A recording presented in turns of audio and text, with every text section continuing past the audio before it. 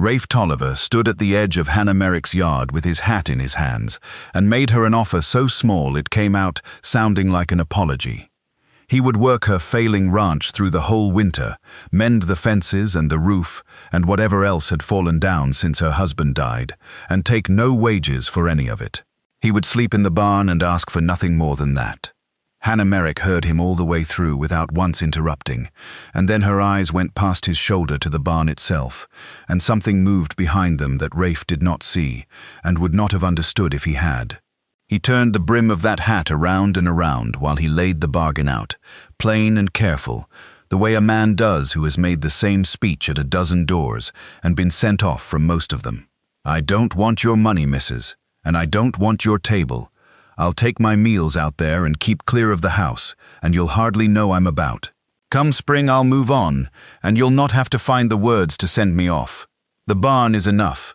The barn is more than enough for a man like me." Hannah dried her hands slowly on her apron while he talked, let the quiet sit a moment after he finished, and gave him back a single word: agreed. What Rafe Tolliver heard in that word was a fair bargain struck between two people who both needed something and neither wanted to owe. What Hannah Merrick meant by it was something else entirely, and she did not tell him, and she would not tell him for a long while yet. Because Hannah had spent 2 winters alone in a house with one chair pulled up to the fire and one plate set at the table, and she had learned exactly how quiet a house can get. She looked at the tall, worn man in her yard who was so certain he belonged in a barn, and she made herself a promise she did not say out loud.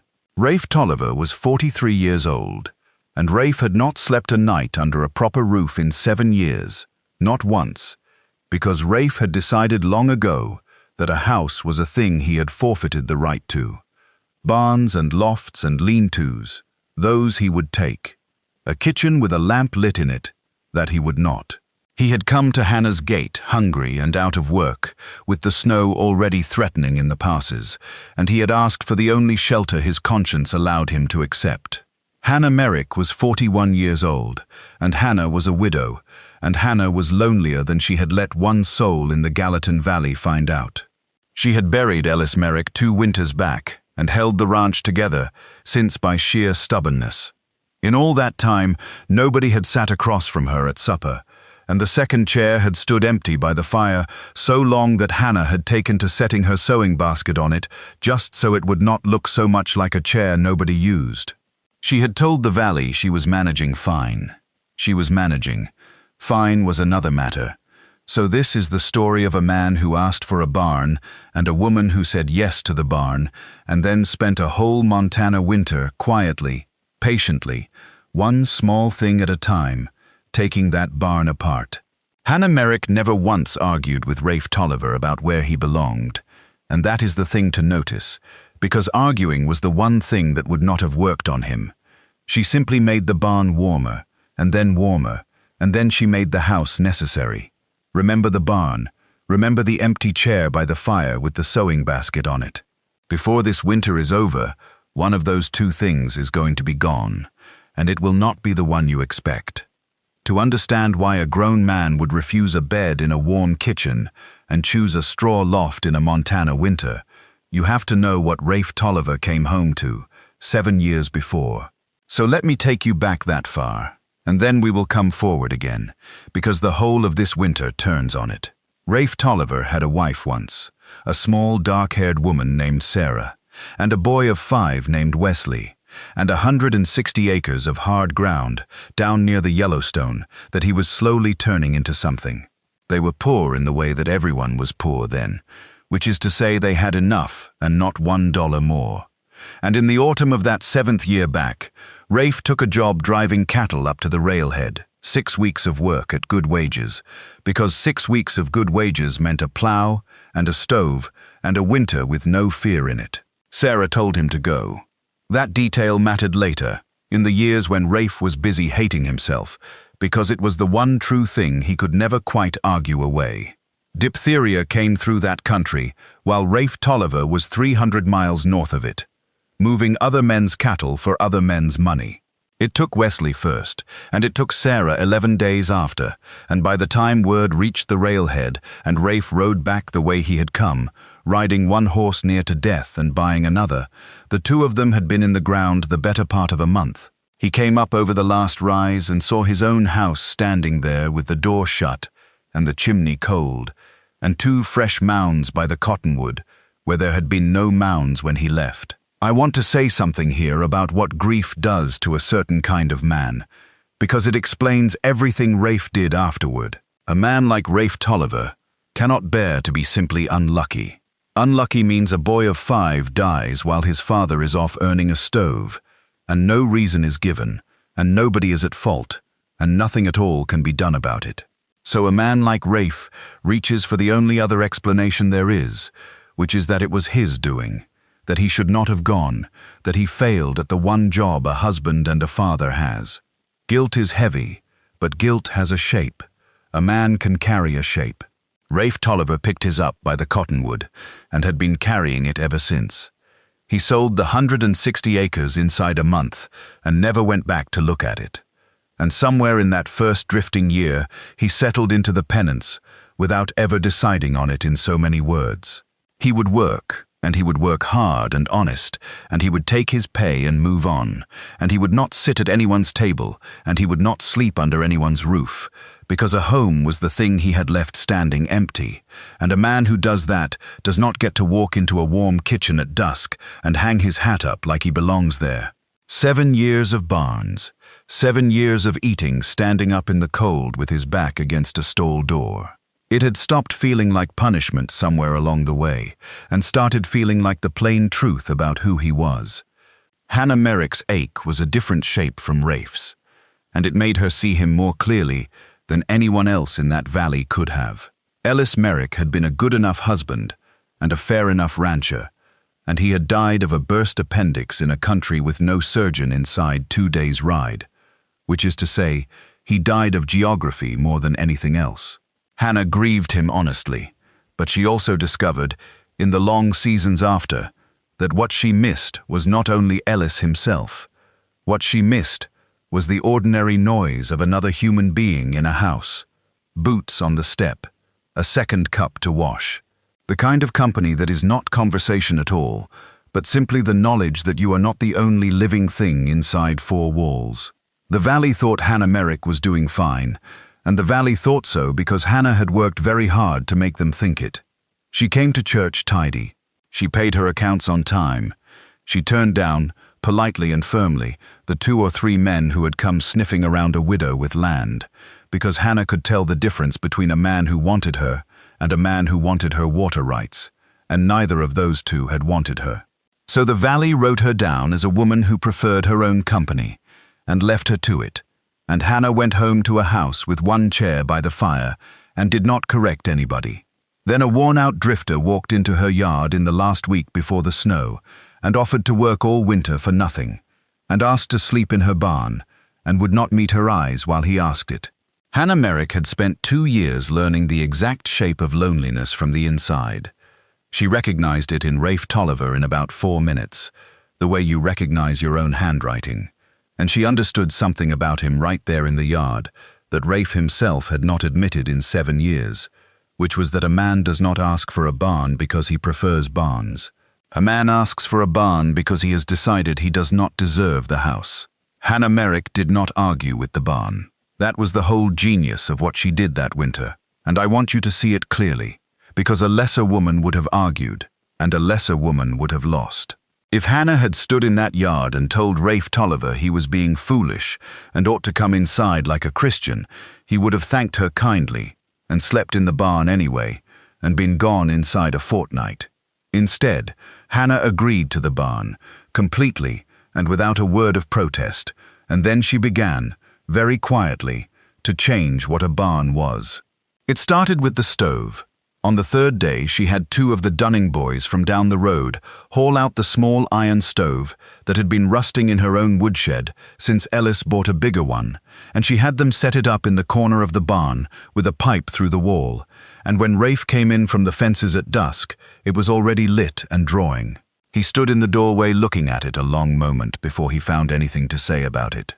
You didn't need to do that." Hannah was already halfway across the yard by then, and she answered without turning around, which is a thing she did often that winter when she wanted a matter closed. "That stove has been rusting for 4 years, and I am tired of looking at it." Then it was the quilts, 3 of them, thick and smelling of cedar, left folded on the workbench with no note and no ceremony. Then a proper lamp instead of the guttering lantern. Then a rag rug, worn but clean, laid where his boots came down in the morning. Every one of these things arrived while Rafe was out working, and without a word said about it. And every time he came back at dusk to find the barn a little less like a barn, and had no idea what to do with the feeling it gave him. The meals were the next front in the campaign, and here Hannah showed real strategy. Rafe had said he would take his meals out there, and Hannah honored it exactly, and brought a covered plate across the yard to him every evening for 2 straight weeks. Then one night in the middle of the 3rd week, she carried the plate out and stayed, sitting down on an upturned crate across from him with her own supper, and ate it there in the cold barn without one word of explanation.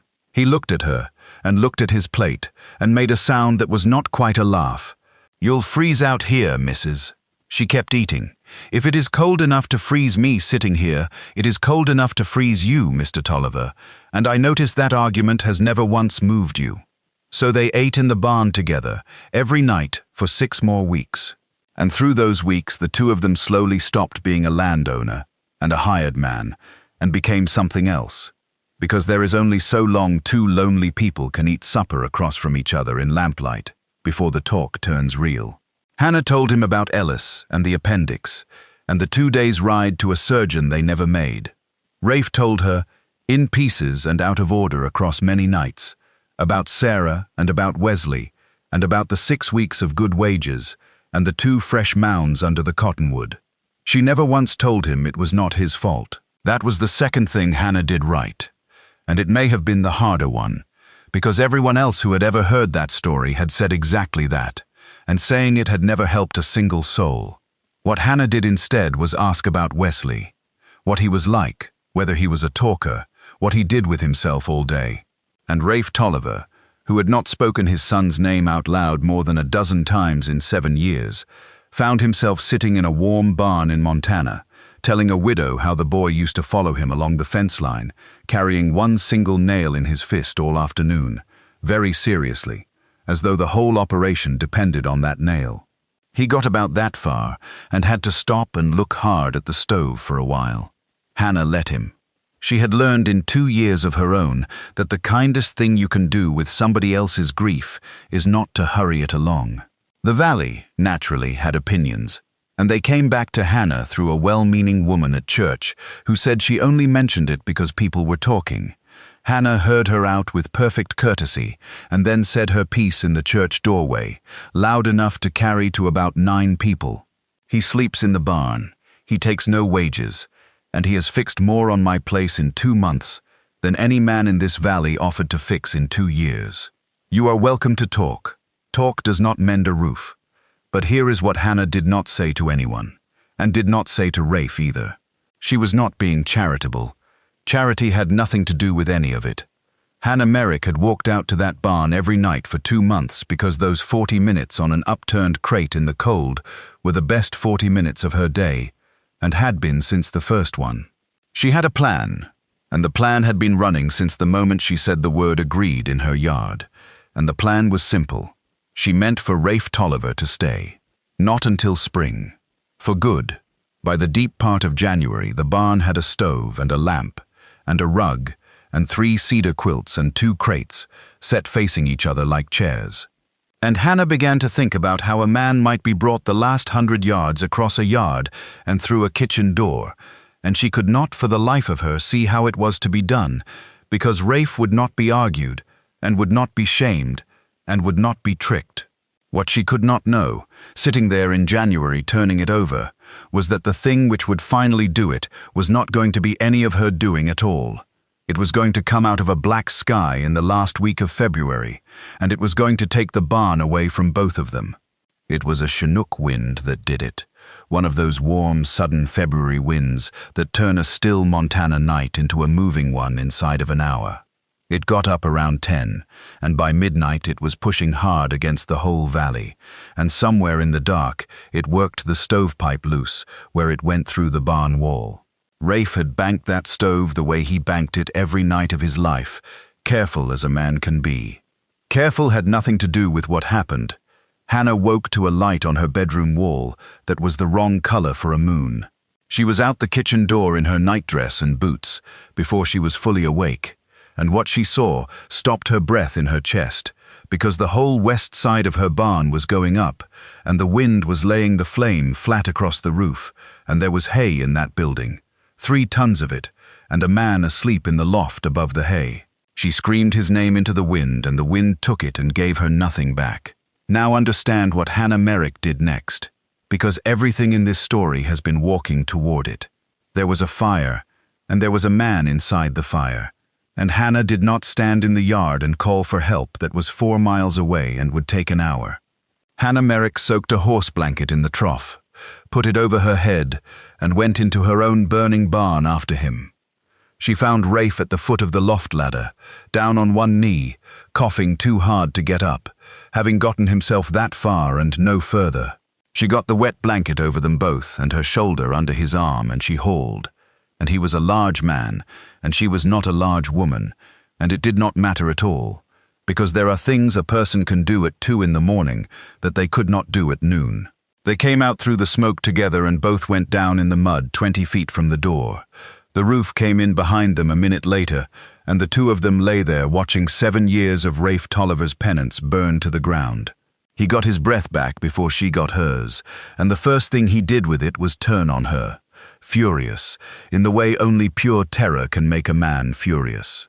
You went into a burning building. You went in. What in God's name were you thinking, woman? You could have been killed. You should have stayed in the yard and let me be. Hannah lay flat on her back in the mud, with her eyebrows singed off and her hands blistering, and she started to laugh, and could not stop. And it was not entirely a laughing kind of laugh. Then she rolled her head over to look at him, and she said the thing that ended 7 years, and she said it quietly, and she was not laughing anymore. You have spent 7 years punishing yourself because you were not there when the people you loved needed you. So listen to me very carefully, Rafe Tolliver, because I want you to have this, and I want you to keep it. Tonight, you needed somebody, and somebody came. That is the whole of it. That is what I have been trying to tell you all winter without saying it. And now the barn is gone, and I am going to say it out loud. Being alone is not the truth about you. It was never the truth about you. It was only the story you told yourself, because the other story was too heavy to carry. Rafe Tolliver did not answer that. He lay in the mud beside her with the heat of the fire on one side of his face and the cold February wind on the other, and something in the middle of his chest that had been welded shut since a cottonwood tree 7 years before came apart all at once, and he wept. Hannah did not say a word, and did not touch him, and did not try to fix it. She lay beside him in the mud with her ruined hands, and let a grown man cry in front of her, which is a harder gift to give than most people know. When it had passed, and the barn had settled into a low red heap, and the 2 of them were shaking with cold and shock, Hannah pushed herself up onto her elbows, and looked at the ruin of it, and then at him. "Well," she said, "your barn is gone." And her voice was so perfectly matter-of-fact about it, so entirely without triumph, that Rafe started to laugh too, hoarse and cracked and half a sob, because there was nothing else on God's earth to be done. She got to her feet and put out one blistered hand to him, and she did not say, "Come inside," and she did not say, "You have no choice now," and she did not press her advantage by so much as one word, because Hannah Merrick had not spent a whole careful winter to spoil it with gloating in the last 100 yards. She just stood there in the firelight with her hand out, and Rafe Tolliver looked at that hand for a long moment, and then he took it, and he got up, and he walked across the yard and through the kitchen door, and into a house for the first time in 7 years. The kitchen at 3 in the morning was warm, and smelled of wood smoke from the good fire, and not the bad one. And Hannah sat Rafe down at the table, and dressed his hands, and he sat there and let her, which was itself a thing he could not have done in October.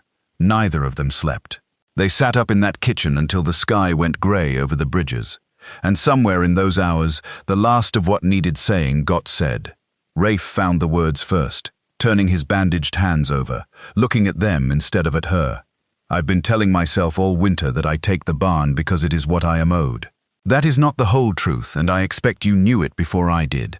The truth is a house is where I failed, and every time I have looked at a lit kitchen window these 7 years, I have seen my own door shut, and my own chimney cold, and 2 mounds by a cottonwood tree. So I stayed out of them, not because I deserved to be cold, because I could not stand to be warm and remember. Hannah let that sit a while before she answered, and when she did not touch the grief at all, because she had learned that grief does not want touching. Instead, she gave him her own confession, held all winter, and in its way just as hard as his. Then I will tell you a true thing about myself, and it does me no credit. Every night I carried a plate out to that barn. I told myself I was being decent to a hired man. I was not. Those 40 minutes were the best part of my day, and had been since the first one. I was not being kind to you, Rafe. I was keeping myself company. And then Hannah Merrick laid the whole campaign out in front of him. Plain. The way a person lays cards face up on a table when they have decided they are done playing. The stove had not been about the rust. The quilts and the lamp and the rug had not been housekeeping. She had been furnishing that barn all winter, one small thing at a time, for one single reason, which was that she was trying to build a life around a man who would not come indoors, and she had run out of ideas somewhere in January. She had never once meant to argue him into the house. She had meant to make him want to be in it. He absorbed that in silence for a while, and then he asked the only question that was left, and he asked it looking straight at her for the first time all night. And come spring. That was the bargain. Come spring I move on and you don't have to find the words. Hannah Merrick got up and went to the fire and moved her sewing basket off the second chair and set it on the floor where it had not been in 2 years, and turned the chair to face the hearth alongside her own. Then she came back to the table and stood with her scorched hands on the back of his seat. That chair has stood empty for 2 years, and I have kept a basket on it so it would not look so much like nobody sat there. That is the plainest thing I know how to say about myself. So no, Rafe Tolliver, come spring you do not move on. Come spring you stay, and you sit in that chair, and you eat at this table across from me. And if you want it to be as my husband, then it will be as my husband. And if you want it to be as a hired man who lives in the house, then I will take that too, and be glad of it. But I am not carrying a plate across that yard again, because there is no barn to carry it to, and I have got to tell you I am not sorry about that. Rafe sat in a warm kitchen with his hands wrapped in a widow's good linen, looking at a chair that had been waiting 2 years for somebody, and he thought about a boy of 5 carrying 1 nail along a fence line all afternoon. He thought about Sarah telling him to go and take the work. And he understood at last that the 2 people he had spent 7 years failing had not wanted a monument. They had wanted him to have a life. The penance had never been for them at all, and the woman across the table had spent 5 months quietly taking it apart with a stove and 3 quilts and her own steady company. He did not make a speech about it. He was not that kind of man, and it was not that kind of hour. He just got up and crossed the room and sat down in the empty chair by the fire, and after a moment Hannah came and sat in hers. They stayed there without talking, while the window went from grey to gold, 2 tired, scorched people in a warm kitchen, and out in the yard, the last of the barn smoked itself out, and nobody went to look at it. They were married in May, in the little church at the crossroads, and the same valley that had spent February talking about the widow Merrick and her drifter turned out in force to eat cake in her yard, which is exactly the way valleys are, and there is no use being bitter about it. Rafe rebuilt the barn that summer, bigger and better sited, with the stovepipe done properly this time, and he made a small private point of never once sleeping in it.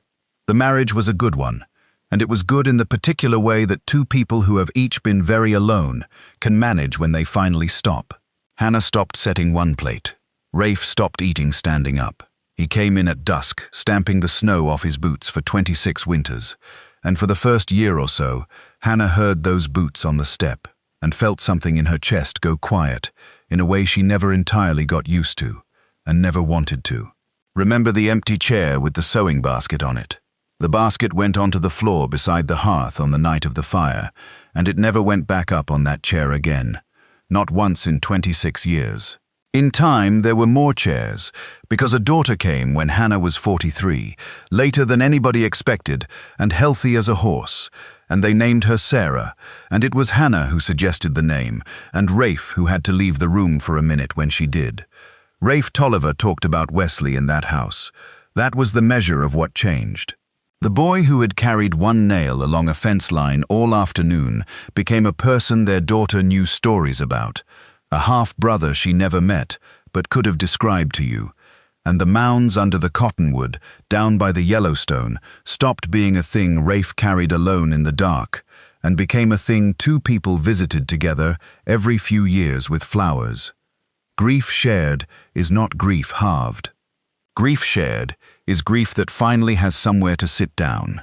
And sometimes, on a February night with a warm wind coming over the mountains and rattling the windows, Hannah would look across the hearth at her husband, asleep in his chair, with his bandaged old hands loose in his lap, and she would remember the first thing he ever said to her, standing in her yard with his hat going around and around in his fingers.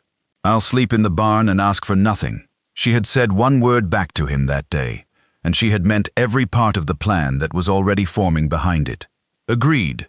It was the finest lie she ever told, and the best bargain she ever made, and she never once in 26 years told him it had been a lie, though she suspected, in the way wives do, that he had worked it out for himself a long time ago.